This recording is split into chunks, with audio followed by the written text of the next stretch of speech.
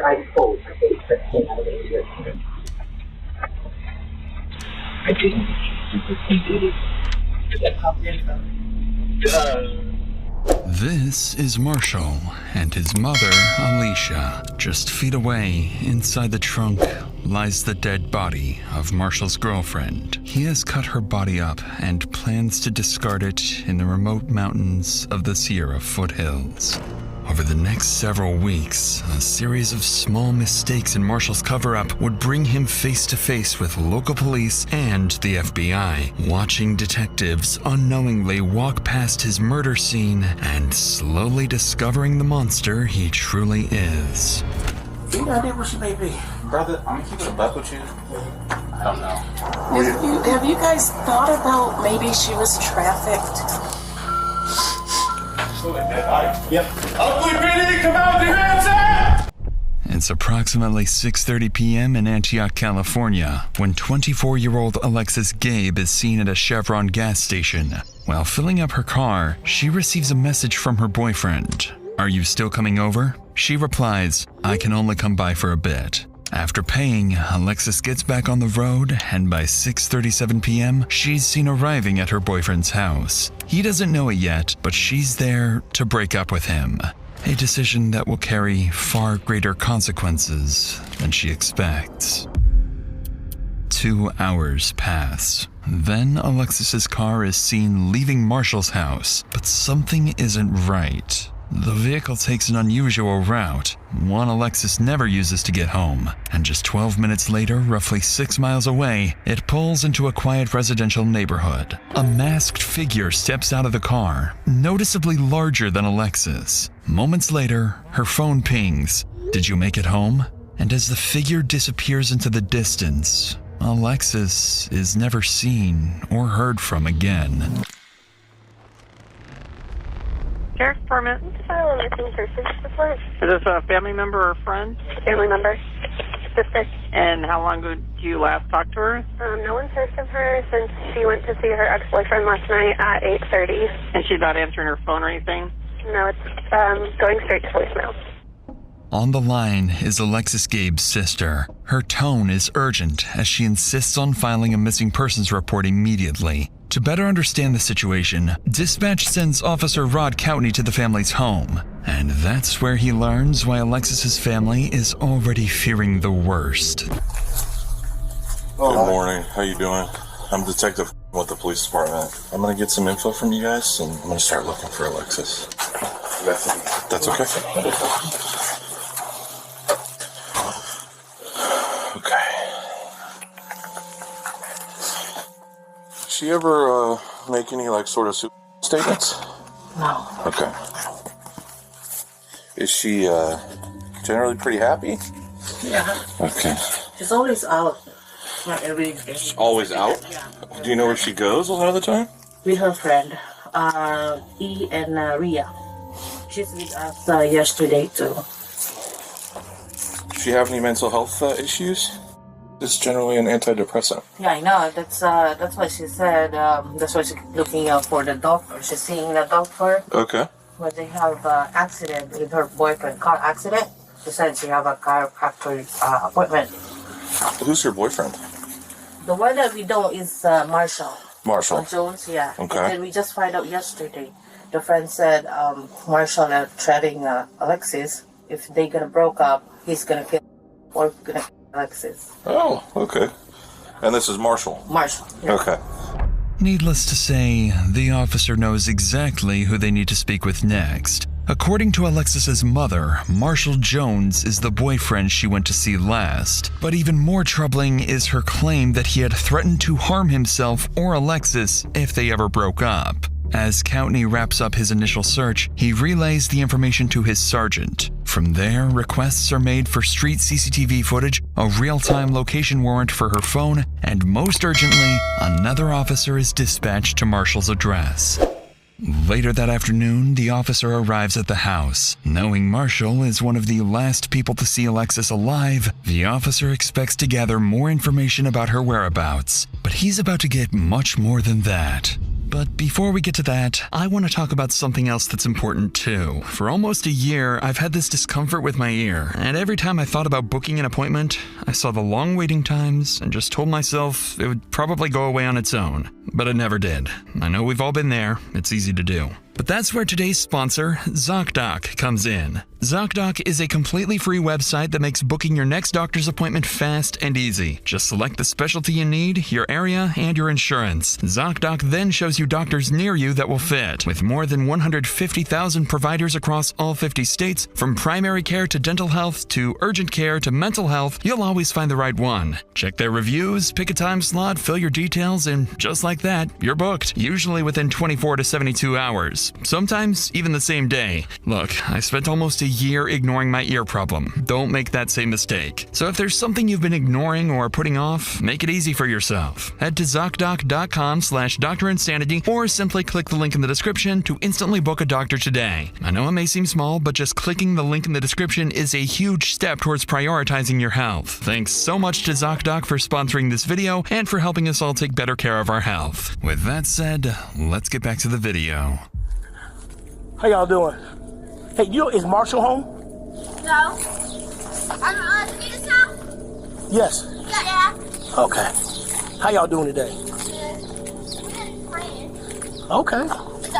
Y'all be safe, be careful now, okay?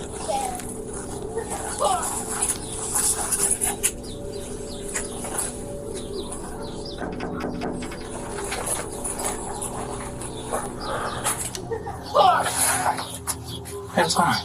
Hey, I'm here. You know Alexis? Yeah, I was gonna say, yeah. So, Gabe. Yeah, I'm sorry, Gabe. Gabe. Yeah, no, her mom told me that she didn't come home.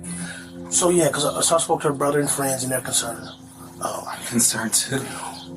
When was the last time you spoke to her or saw her? You know what? I can. I'm the same way. Yeah, so I can show you my call log.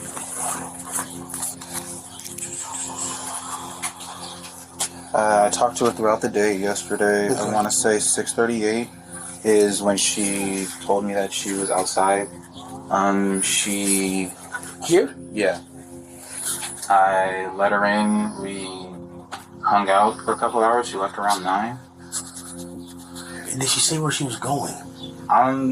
Yeah, because I can show you text messages. She said that... the more you can give me, the better, man. I was about to say, I remember her saying... This is from today. It's not delivering. I've been trying to call her. I was like, "Are you still coming over? You must still be asleep." She's like, "I can only come by for a bit today." I was like, "Okay." Because she was doing some other stuff for her job that she was doing some running around for. Okay. Any idea where she may be? You know, brother, I'm going to keep it a buck with you. Mm-hmm.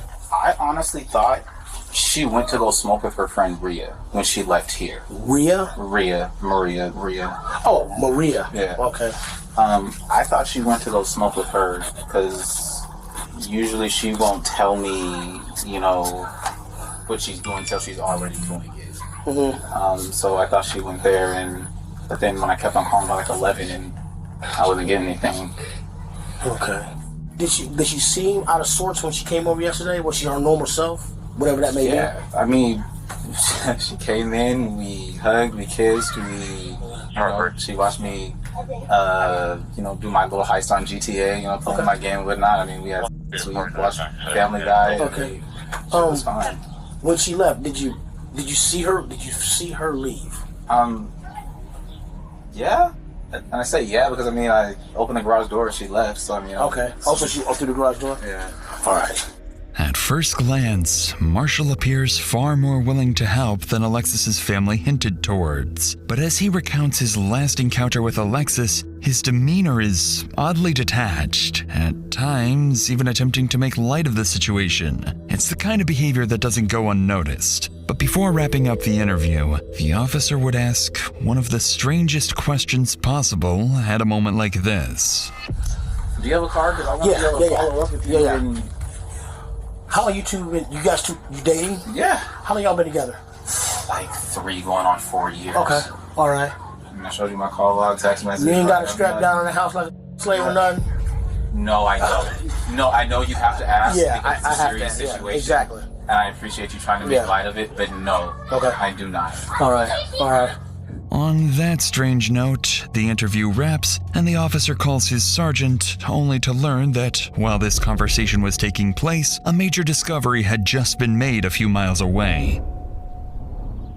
On a residential street in Antioch, Alexis's family comes across their daughter's car while organizing their own search and spreading the word on social media. Police are immediately informed of this discovery, and the car is towed and seized for forensic analysis. Inside the car, some troubling details quickly stand out. The keys are still in the ignition, the door is unlocked, and personal items are missing. After removing and analyzing the car's infotainment unit, investigators are able to track Alexis's precise movements before her disappearance. And just 12 minutes before the car was abandoned, it had been at Marshall's house, not her friend Maria's, as he had previously implied. These findings, along with the alleged death threat, prompt investigators to move Marshall from a person of interest to the primary suspect in Alexis's disappearance.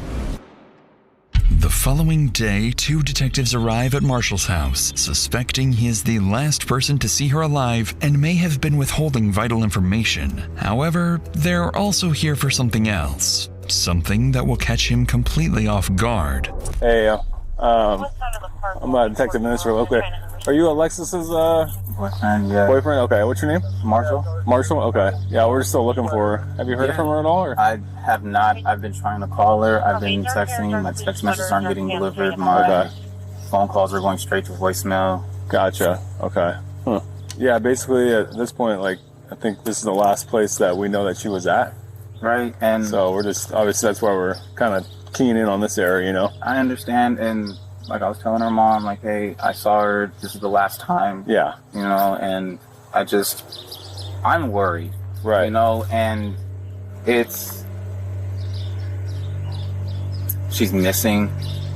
And that just means that she's missing. It doesn't necessarily mean something happened to her. So I'm really trying not to let my mind wander.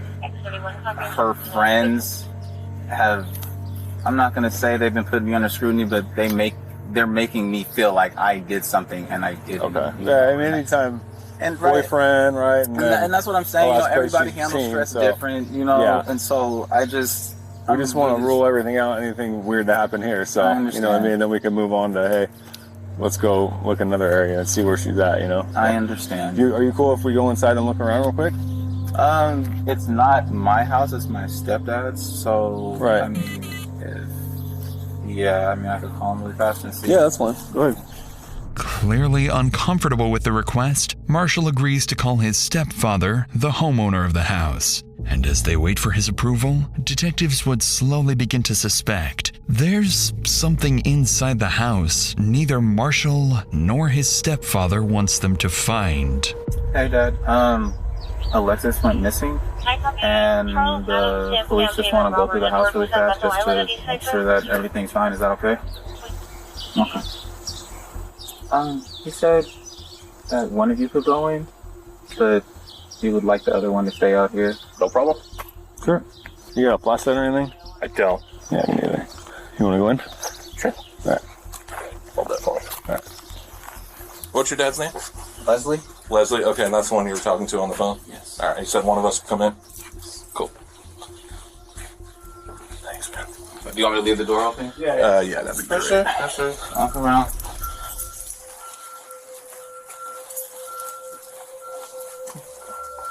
Anything of hers that's here?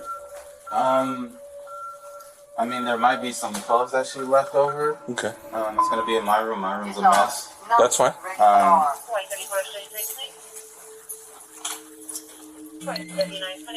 Cool. This your room? This is my room. I know. Like I said, it's a mess. It happens, bro. Yeah. You guys drink together, I'm assuming? Yeah, at the house. As the officer moves through the house, Marshall's room quickly stands out, left in complete disarray. And as he inspects the room further, little does he know, this very place holds subtle clues and will soon become a crime scene. Is there upstairs? It's just one story. It's just one story. Thank you. Appreciate it. I'm sorry. You're good. And then this is other people's rooms? Yeah.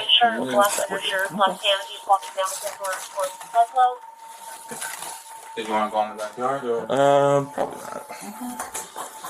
Alright, I'm gonna close this door.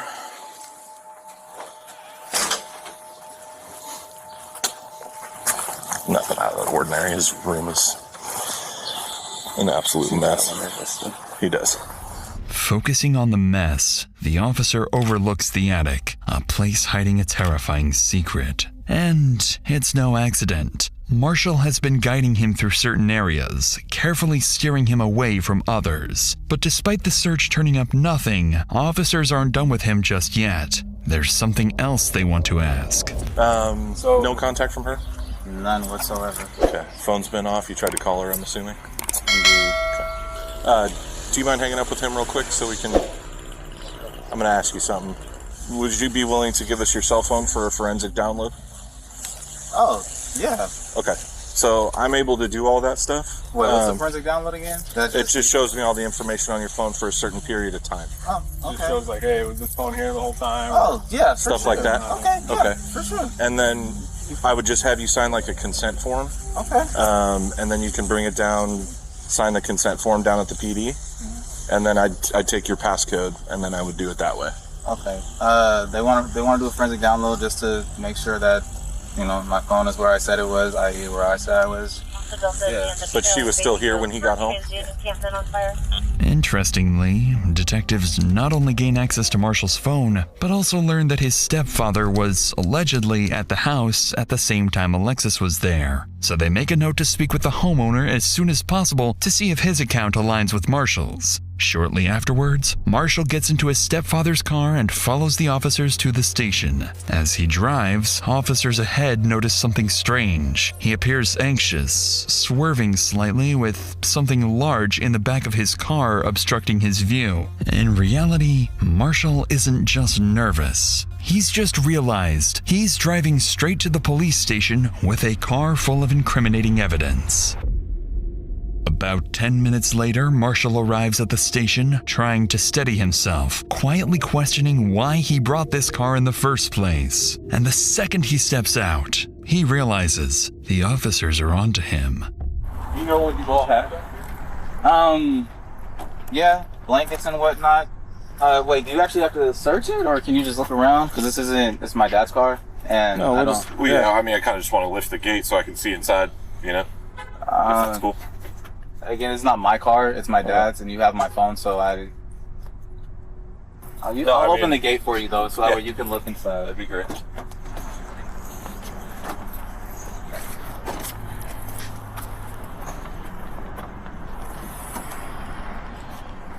We went to the drive-in, so tried to get Rumi some water. I mean, you can look in the bag. That's our Philly cheesesteak. Any of this hers? No. Because we would like to collect a DNA sample from her, right? So we have a reference on file. So was she back here? Yeah. Like, I don't. So is any of this like? None of this is her. I don't know. Would you mind if we like took a blanket to test it? Or I would, because yeah. And does she normally sit up in the front seat? Yeah. Okay, let's start the photo. Oh, we're not. You don't want us to look under the blankets or what? She would like to look under the blankets. I don't want you to think I have a dead body or anything. No, I was just because we're being all. Yeah. Okay. So this is your stepdad or your real dad? My stepdad. Gotcha. All right, cool. Naturally, Marshall's unwillingness to show what's in the trunk immediately raises red flags for the officers. Once it's opened, they find multiple blankets, pillows, and food waste, with Marshall insisting that he and Alexis used the car as a bed at the drive-in. With suspicion mounting, they get Marshall to sign a consent form, download the data from his phone, and then return it to him. And as they let him go, detectives believe the contents of Marshall's phone may finally reveal what he's been hiding, unaware that this entire investigation is about to start going downhill. The next day, as investigators prepare to review the data from Marshall's phone, they notice the download process has failed, leaving them with nothing. Realizing Marshall's willingness to cooperate may already be reaching its limits, detectives decide not to push any further for now and instead turn their attention elsewhere. There's still one person they haven't spoken to yet. Marshall's stepfather, the homeowner who was allegedly inside the house the same night Alexis disappeared. If something happened to her that night, he may have witnessed it. With that in mind, they drive back to the house to speak with him, where they'll begin to suspect that not everyone wants them to discover the truth behind Alexis's disappearance. Hey, Mr. Clark. Hey, we're just trying to follow up on everything going on with Alexis. We haven't talked to you yet. Marshall had said that you were here when Alexis was here on Wednesday night. Did you see Alexis here on the 26th? Be honest with you, I come. If she's here, she's here. She's not. When I see her, I don't. You don't recall seeing her car here?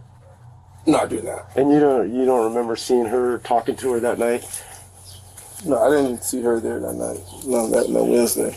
How's Marshall holding up with all this? He's upset. No, for sure. I mean, just now finding out that his girlfriend's coming up missing. I mean, I found out yesterday with the note coming in, a flyer. Oh yeah, flyer and stuff. Saying that she's missing. I'm like, what the hell is going on? What was she like as just an everyday person? Like, she's good? Sweet. Yeah. I mean, she's just a good young lady. She never brought drama to your house or anything like that, or. What couples? I mean, aside from couple drama. Yeah. I mean, they never argued in front of me. But like, she never brought any outside BS to your house or anything like that. No. Is Marshall around? I know one of the detectives was trying to reach him and he hadn't returned his phone call. Marshall's not here. And he said he's gonna go talk to his mom. Me and his mom don't really, conversate like that. With this information, police now know where to look for Marshall next. His mother's house. What catches the officers off guard, however, is Leslie's refusal to confirm being with Marshall and Alexis the night she disappeared, directly contradicting what Marshall had previously told investigators. Now faced with more questions than answers, officers leave to figure out their next move. From this point forward, the investigation into Alexis's disappearance quietly begins to shift in a much darker direction.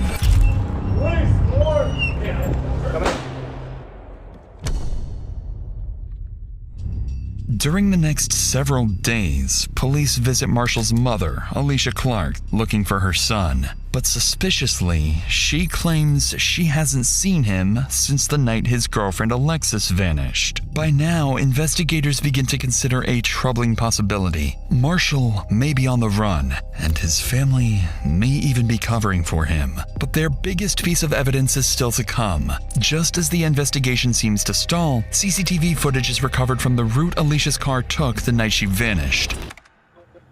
For roughly 12 minutes, the car is seen speeding from Marshall's home to the residential area where it's eventually abandoned. A masked figure is seen stepping out of the car, noticeably larger than Alexis, with a more masculine build. As detectives begin tracking the figure's movements through nearby cameras, they watch it move calmly for over a mile until it arrives somewhere completely unexpected: Marshall's mother's house. This development makes investigators certain that the masked figure was none other than their prime suspect, Marshall. And with that, an emergency search warrant for his home is secured immediately. On February 1st, more than a dozen officers arrive at the house, convinced there is far more inside than Marshall originally let them see.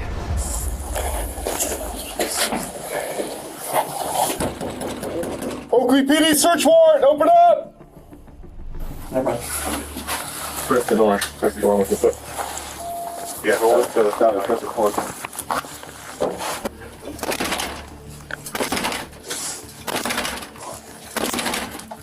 Yes, we need that pry. You want the pry? Pry bar? Oakley PD! Come out with your hands up! Hands up! Check the left, check the left. I got a door on the right. Check that door. Left's clear. Oakley PD, come out with your hands up! Search warrant!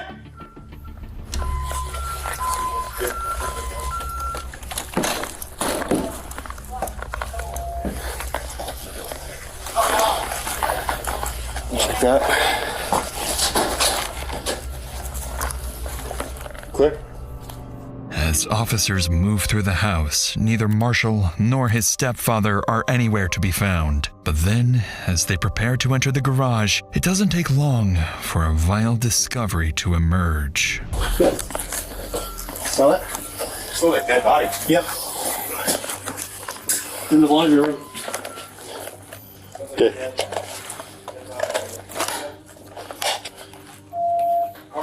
Yeah. I just look apartment one. Right here, yeah? Yeah, right in here. I got a big whiff. Yep. Who that backyard? All space? Yep. Multiple officers begin to notice a distinct smell, one they believe to be the odor of a decomposing body. The scent appears to be coming from the laundry room and leads up towards the attic. So officers prepare to investigate and brace themselves for the worst. It looks undisturbed. Are we agreeing? Plus been opened before. I don't know. It's right here, dude. Yeah. It's point straight out to the garage. So that's the thing, is like, That's the we cold gotta close check the crawl space. Did anybody check inside that SUV or take a peek inside? I didn't see anything. It's locked. Okay. Scott, I'm gonna have this door closed for a second. I mean, there's pathways where they walked for electrical, but I don't see. No footprints, no drag marks. Yeah, I mean, it's just you can see where they're walking, Okay. doing something, but I don't. Hey, they said they could smell something right where you're at, Logan. Like there's a vent, it's coming from the vent kind of. Yeah, once we hit this area and start walking to the garage is where I smelt it. Does that look like blood and hair? Yeah. Let me see. Black hair. Look it.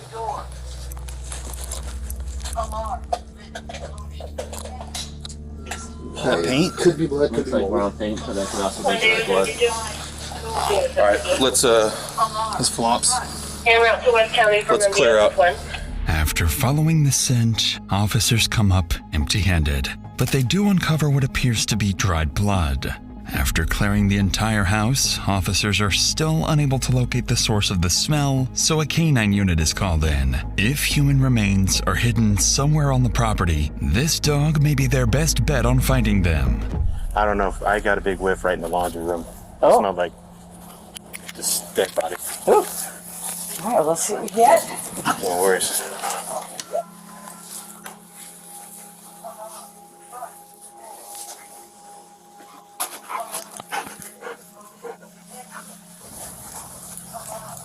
That's not good. So that had none of the other behaviors that we're looking for. Keep checking. Okay, good girl. Alarm. Front door. And then that's the attached garage. Oh, can we go in there? Yes.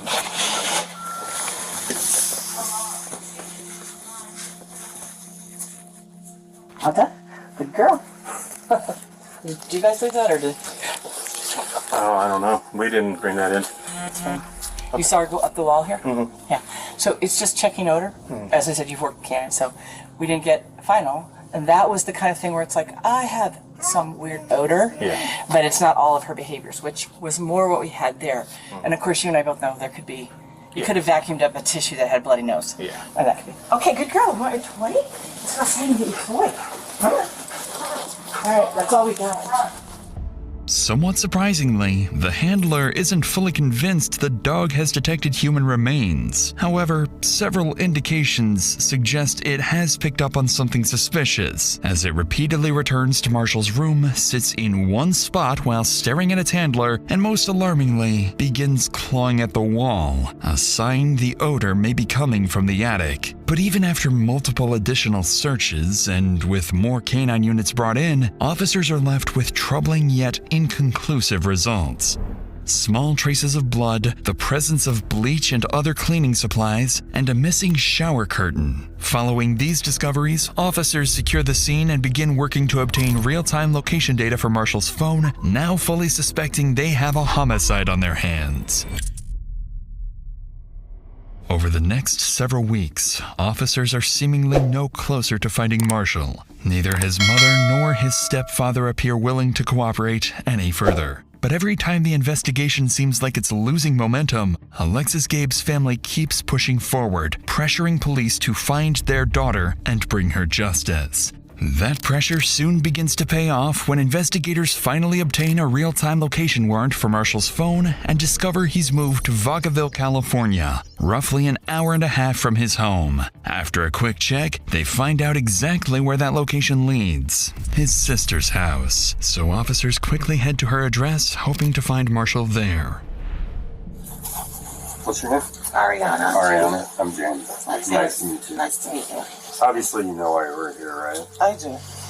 When he got here, he was off. While he was here, that's when I saw the first flyer for Alexis. And that's when I started putting the pieces together, what could be. I said, get your tomorrow, you gotta be gone. I want nothing to do with this. And his gun was underneath. I lost my What was their relationship like between Alexis and Marshall? So it got toxic over the last year and a half. He was a lot more torn up about them breaking up than about her being missing. I will say that, irrefutably. Looking back on it, my brother does have sociopath and narcissistic tendencies about himself. Your mom and Marshall are close, right? Yes. Do you think that she's helped him out in any way? Will she get in trouble? I hope not. I mean, I hope in the end of all this, she'll be as cooperative as you are. Because ultimately, your brother made the choice that he made, yes. Right? So do you think he went to Vegas? No. I believe this is the number that he's using. If you guys want to take it, that's fine. Most worryingly for officers, Ariana seems to suspect someone else may be helping Marshall evade police. However, Ariana also gives them something significant: Marshall's new phone number. So after wrapping up the interview, investigators move quickly to track his location. This is when they discover that Marshall's phone is pinging all the way back to his mother, Alicia Clark's house. Up to this point, Alicia has been telling police she doesn't know where Marshall is. Now, detectives begin to suspect she's lying and may even be actively hiding from police. Over the next few hours, police secure an emergency search warrant for Alicia's house. Officers rush to the location knowing full well Marshall could disappear again at any moment. But little do they know, the lead they're following is actually a setup. Ugly police search warrant, come to the door! Hello? That's okay. Let's open the door for me. Thank you. Alright, ma'am, come on out, please. Autistic daughter that sleep upstairs. I understand. Is she okay up there? She's okay. Are you able to wake her up and bring her out here for a minute while we service this warrant? I'm not actually. Let me see what I can do. Anybody else inside?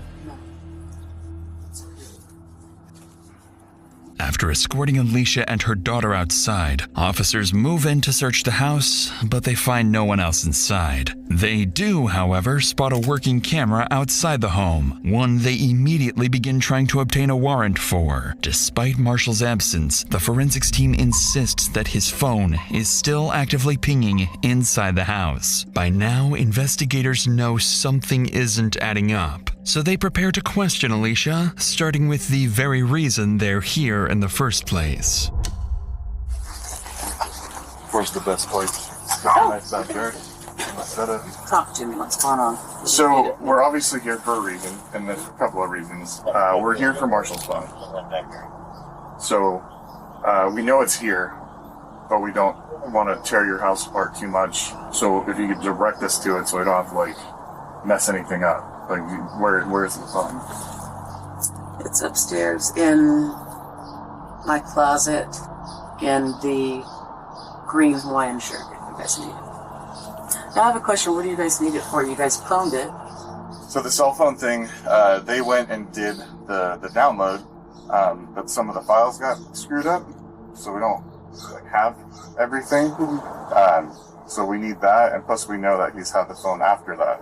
So that's the evidence that we're looking for.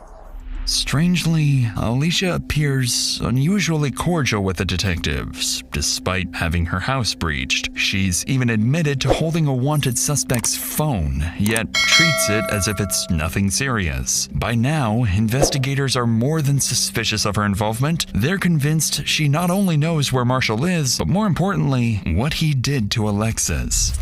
So, he's obviously not here, so you know where Marshall is? Hand to God, I do not know. I do not know. I've intentionally told him, do not tell me where you are. It's just the situation. I don't want to know. So you're distancing yourself? Oh God, no, not at Oh, okay. all. Not at all. I just know this isn't who we are. I mean, And we don't believe that. yeah, We I better not. we just You guys are just doing your job. right. We have to try our best to get answers right. Yeah. So that's And why we it's, do this. I'm definitely not distancing my son. I'm not. Okay. That's not the reason. What do you know? I know that the two of them had a solid relationship. I mean, for Valentine's Day, he wanted to get her an edible arrangement. I couldn't afford it. And so he went and got the chocolate, all of the stuff, built her an edible arrangement. I like that.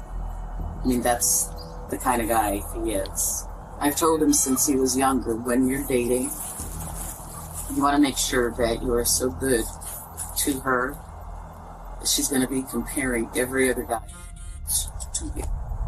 Right away, this description of Marshall doesn't quite align with what investigators believe about their suspect, especially given his sister's earlier claims that he's a narcissist and a sociopath. If Alicia is fully aware of her son's alleged crime, then defending his character like this is not only disturbing, it's something most people would find nearly impossible to do. Sensing this may be more difficult for her than she's letting on, detectives decide to shift their approach, appealing to her emotions, hoping that if this is all an act, it's about to break. Because, I mean, obviously, we're still looking. She's still out there somewhere. And things don't look good. Yeah, it's hard to look that family in the face and tell them, hey, look, we don't really have anything to tell you. Have you guys thought about maybe she was human? Have So- you guys found that angle? I've heard that. Some people posting stuff on the internet and stuff. But a lot of people are not, they don't have a good grasp on how human works. Right. You can't just snatch up a 24-year-old, 170-pound female. I mean, I'm just going to be straight up with you. Do you think that Marshall had anything to do with this? God, no. No. Even if there's evidence that would suggest that he has something to do with it? You guys would have to prove it beyond a reason. Obviously. I don't want to leave you thinking that, for the lack of a better term, just... I know. Oh, God, no. No, not at all. There's a reason. I mean, I can only leave you with that. I can't like... That's even saying too much. You tell me... I don't want you to just, like I just said, I mean, we've been, both agencies here and the DA's office, we've all been working on this for 3 months now. We've looked every which way. Despite the detective's best efforts, Alicia doesn't appear to budge. And the worst part is that her dismissive attitude seems to work. Although officers inside manage to locate Marshall's phone, they find it's been wiped completely clean. And with nothing concrete tying Alicia to the disappearance, investigators are once again forced to leave empty-handed. With no body, no confession, and no idea where Marshall may have gone, Alexis's case slowly starts going cold. Months go by, with no new leads on Marshall's whereabouts. But then, investigators finally secure a warrant and obtain the CCTV footage from his mother's house. And as detectives start analyzing the footage, they begin to understand how Marshall managed to stay one step ahead of investigators for so long. Inside these large plastic bags, investigators believe are Alicia's remains and suspect Marshall's mother was aware of it. Following these developments, investigators reach out to Marshall's sister and learn he has a friend at an apartment complex in Kent and may be hiding there. Using travel records, CCTV footage, and anonymous tips, they zero in on a specific location, the Skyview 3322 apartments. On June 1st, more than 4 months after Alexis Gabe disappeared, the task force moves in to serve a murder warrant and finally arrest Marshall. But as they arrive and prepare to breach, nothing about this operation is about to go as planned.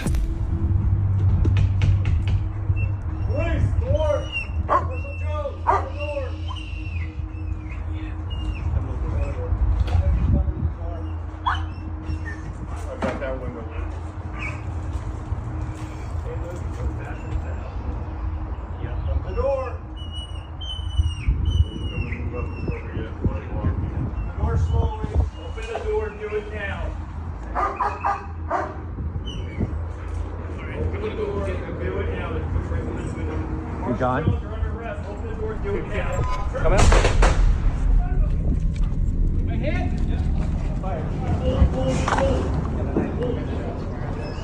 Yeah, came to the door with a knife.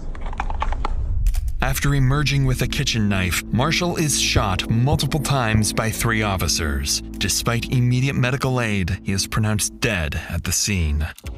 The following day, Paul Beard, chief of the Oakley Police Department, holds a press conference, announcing that Alexis Gabe's case is now officially being treated as a homicide, and that Marshall Curtis Jones had been charged with her murder before being shot and killed. But any real sense of closure for Alexis's family would not come until much, much later.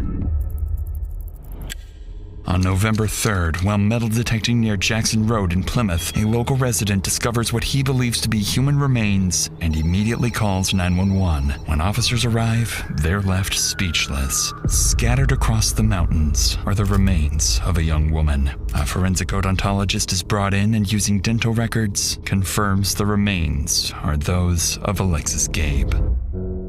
In the aftermath, her family expresses a mix of devastation and relief. They continue pushing for charges against Marshall's mother and hold memorials in Alexis's honor. To this day, Alexis's family continues demanding justice and launching a petition criticizing the Contra Costa County District Attorney's Office for its handling of the case and calling for stronger accountability for victims' families. But despite these efforts, Marshall's mother is only temporarily detained. Without sufficient evidence, she is never charged as an accomplice. And the same is true for the rest of Marshall's relatives, something that continues to infuriate Alexis's family to this day. As of now, there is still no definitive motive for Alexis's murder, only that their relationship was deeply toxic. And perhaps, when Alexis finally decided to break up with him, Marshall made a final, irreversible decision. If he couldn't have her, then no one could.